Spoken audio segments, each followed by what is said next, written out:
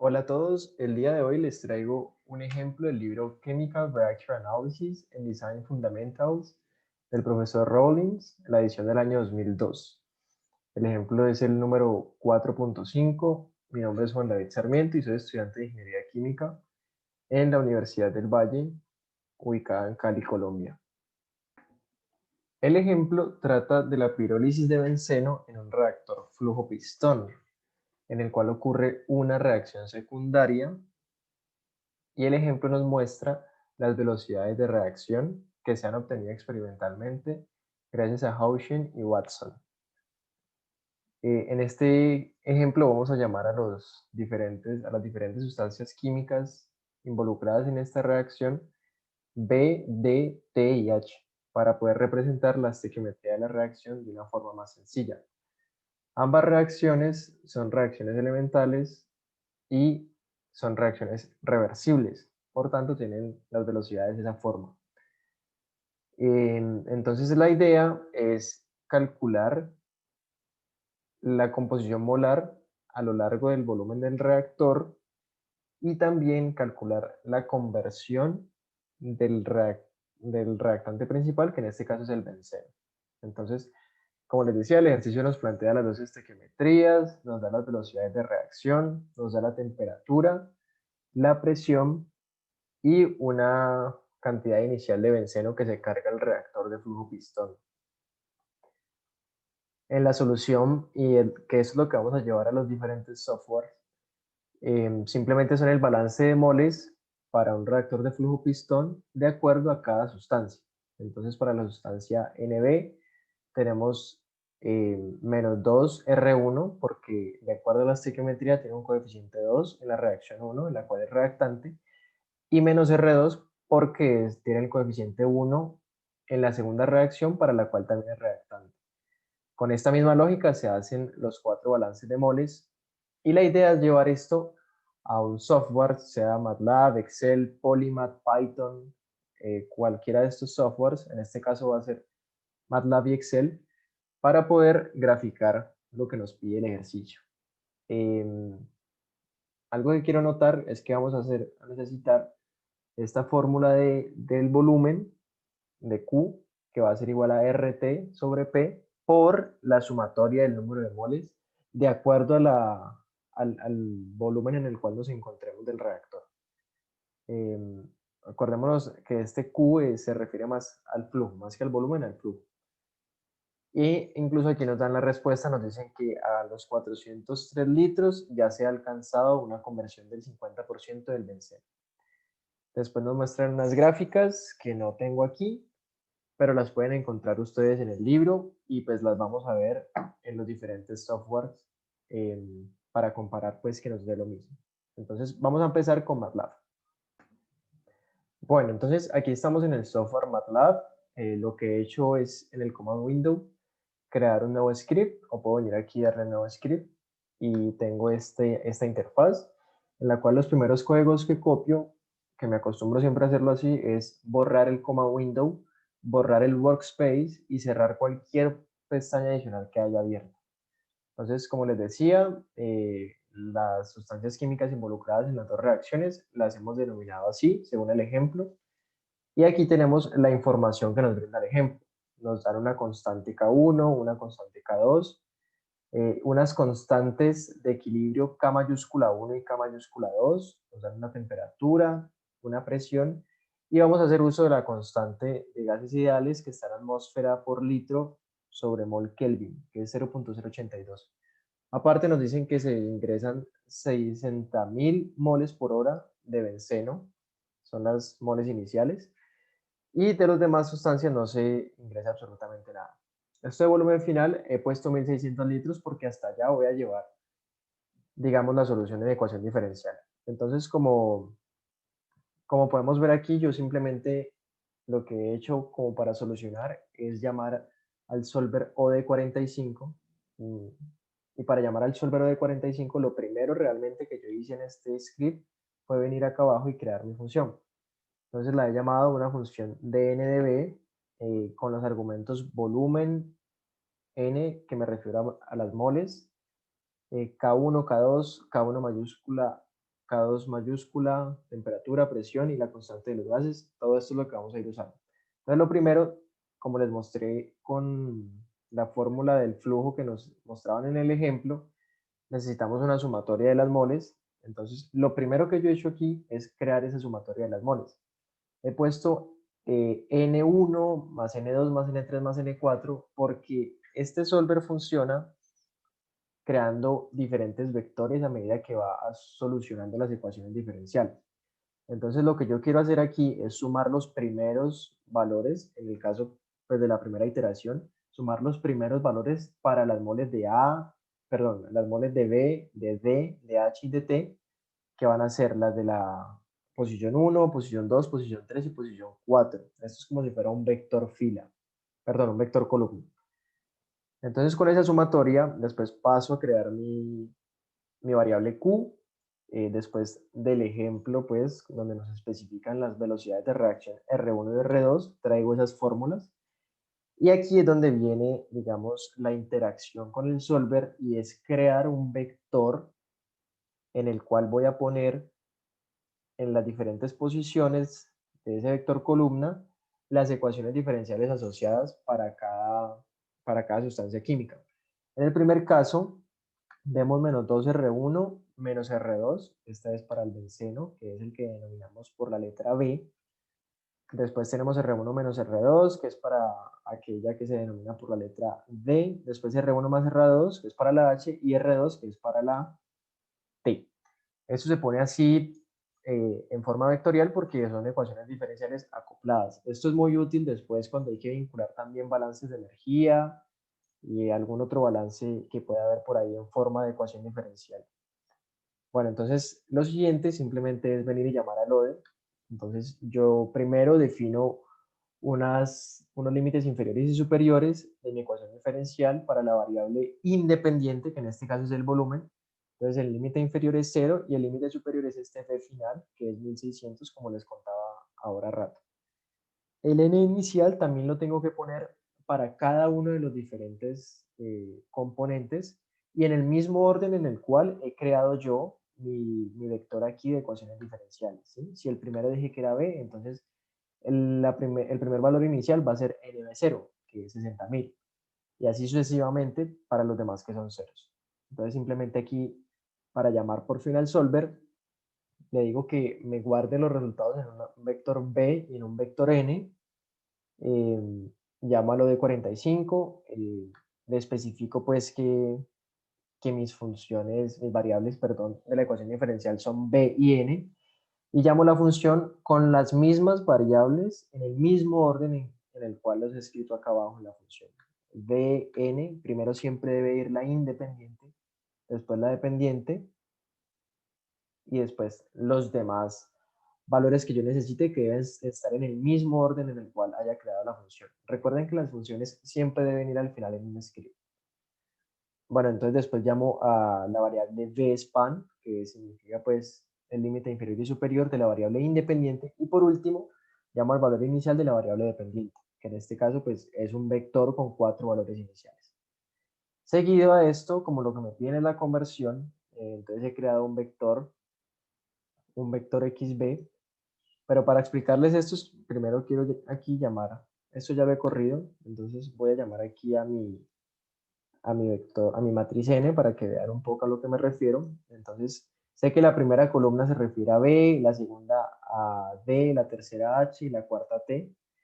Así que lo que he hecho aquí con este XB es decirle que el vector de la primera columna que tengo aquí, el vector de la primera columna, le sume a cada uno de los elementos eh, las moles iniciales. Ese vector tiene que ser un vector negativo. Pues esta simplemente es la fórmula de la conversión y lo divide entre las moles iniciales de esa sustancia química.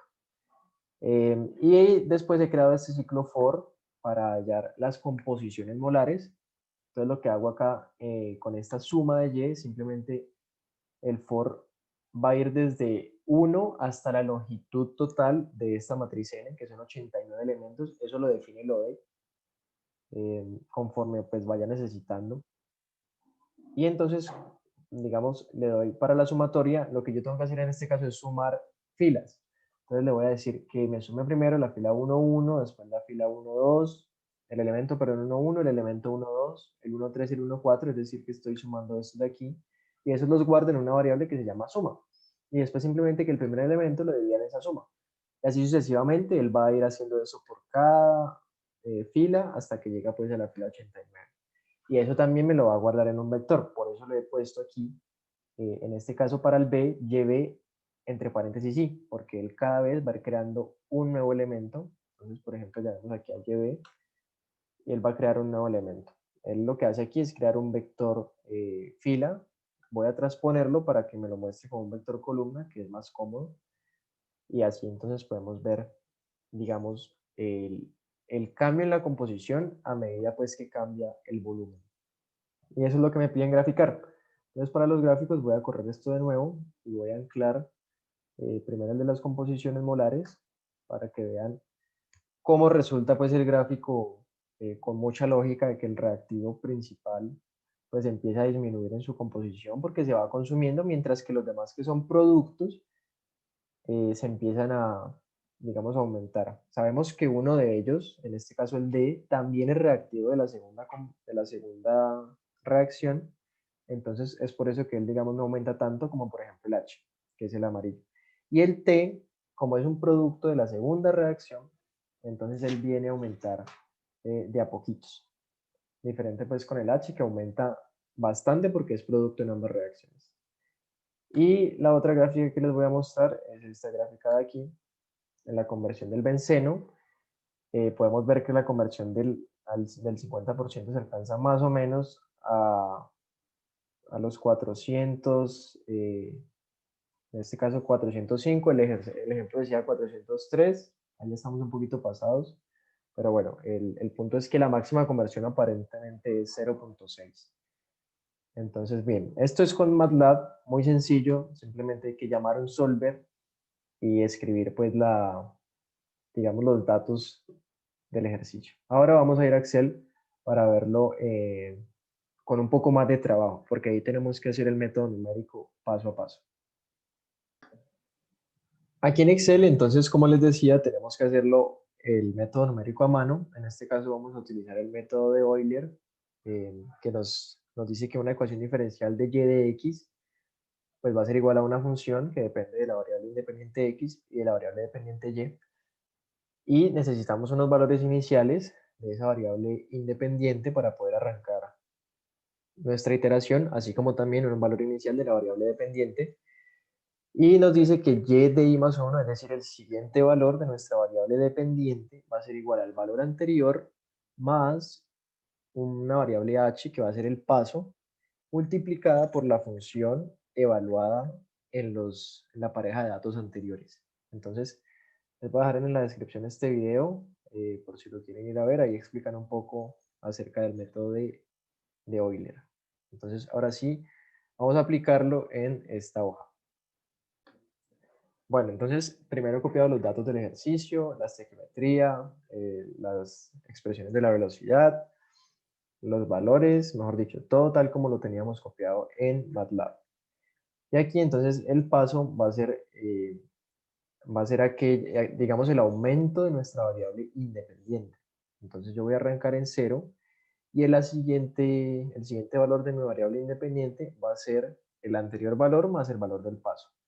Como lo voy a llevar hasta 1600, la idea es arrastrar esta fórmula. Como ustedes pueden ver, yo aquí tengo fijo la celda del paso, y esto, como es tan pequeño el paso, va a ir hasta el valor 1600, que es en la celda 16.000, en la fila 16.007. Entonces, digamos que pues, hay que hacerlo manualmente y bajar bastante. Si yo aumentara el paso, puede que el método numérico empiece a fallar. O sea, si le pongo 1, si le pongo 100, si le pongo 1000, ya es muy diferente. Bueno, entonces para poder resolver aquí las ecuaciones diferenciales de forma acoplada, lo primero que he hecho pues es copiar, digamos, esta fila, estos títulos. Para poderme ubicar, yo necesito una expresión R1, una expresión R2, una sumatoria, voy a agrandar aquí, una sumatoria de las n's, como también les mostré en el código de MATLAB, el flujo, la fórmula del flujo, bueno, el volumen, que es lo que les acabo de explicar, y etcétera, ¿sí? Los diferentes valores de n, la función evaluada en esa variable independiente y en la variable dependiente. Y estas fórmulas de aquí, bueno, esta es la de la conversión, es igual lo que entra, que es C19, 60.000 moles por hora, que está fijo, menos lo que sale, que eso sí no está fijo porque eso va a ir variando, sobre lo que entra, ¿sí? Esto lo que sale es, pues, es como en sentido figurado, me refiero como a lo que hay en el momento a ese volumen, ¿sí? Y las fórmulas de las composiciones, simplemente es sumar todos los valores y en este caso la sustancia B es la que quiero hallar su composición, entonces las moles de esa sustancia sobre la suma de las demás y así sucesivamente con ellas, ¿sí? Entonces, bueno, em, digamos que hasta ahí no hay ningún problema. Este R1 es aplicar las mismas fórmulas con el K1 minúscula, el K1 mayúscula, los diferentes valores de las moles. Estos valores de las moles pues vienen de las condiciones iniciales que he puesto acá, ¿sí? Esas son las condiciones iniciales que son las mismas que nos pedía MATLAB. Por eso es importante saber que para una ecuación diferencial necesitamos condiciones iniciales de la variable dependiente y unos límites para la variable independiente. En este caso, pues los he escrito aquí y los he utilizado también para la fórmula de la expresión R2, ¿sí? Y lo que me restaría simplemente es, digamos, evaluar eso en la función, de acuerdo a lo que pues, depende de cada sustancia química. En este caso, la ecuación diferencial para el benceno me decía menos 2R1 menos R2. Entonces ahí está. Para la sustancia D es R1 menos R2, para la sustancia H es R1 más R2 y para la sustancia T simplemente es R2. Entonces lo que vamos a hacer ahorita simplemente es seleccionar esto y darle doble clic. Él va a ir hasta la celda 16.007 y en este momento nos pone estos errores porque no hemos completado lo demás. Eh, Algo que es, pues, digamos, fundamental en el método de Euler es utilizar pues, lo que veíamos ahorita en la imagen que les mostré y es el valor siguiente de esa variable dependiente. Entonces el valor siguiente va a ser el valor anterior, en este caso 60.000, más el paso que está fijado, perdón, multiplicado por la función evaluada en esa variable dependiente e independiente del punto anterior. Y esa misma fórmula se copia, digamos, para cada una de las variables dependientes que yo tengo en mi conjunto de ecuaciones diferenciales. Y eso también lo voy a arrastrar. Solo que antes voy a hacer esto acá, también arrastrar las fórmulas de las funciones. Y también voy a arrastrar estas fórmulas de las composiciones. Y bueno, ya se me fueron todas, pero lo que quería era arrastrarlas un momento, solamente una fila. Y ahora sí voy a seleccionar todo esto. Y el ahí se va a completar. Puede que a veces les tome un poquito de tiempo, dependiendo de la capacidad del computador que estén usando.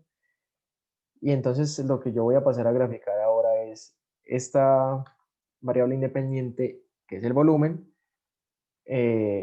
versus la conversión en una gráfica y versus las composiciones en otra gráfica, que es lo que yo ya tengo aquí en estas hojas. Entonces la conversión del benceno podemos ver que también se aproxima a 0,6 y se vuelve constante y que aproximadamente el 50% se logra a 400 algo, igual a lo de MATLAB, igual al ejemplo y que las composiciones molares pues también tienen la misma lógica que tuvieron en MATLAB. Eh, el reactivo B empieza a disminuir, el reactivo H empieza a aumentar bastante porque es producto en ambas reacciones, mientras que el reactivo D, si bien es producto en una, es reactivo en otra, entonces pareciera ser que se equilibra, mientras que el reactivo T pues va solamente a producirse, pero en muy pequeña cantidad. Entonces, esa es la solución por el método numérico hecho en Excel. Es de más trabajo, ¿sí? Los dos software presentan sus desventajas y ventajas. Este requiere obviamente más trabajo. El software de MATLAB utiliza un método numérico, me parece que es de Rungecuta, ¿sí? Que es obviamente mucho más preciso, mientras que aquí estamos usando uno sencillo que es el de Euler. Bueno, entonces espero que les haya gustado el video. cualquier duda estaré muy atento a resolverla. Y como pueden ver, esto más que ser un ejercicio de ingeniería de las reacciones químicas, pasa a ser un ejercicio de métodos numéricos. Pues esto es un ejercicio básico con el balance de moles, simplemente el reactor flujo-pistón.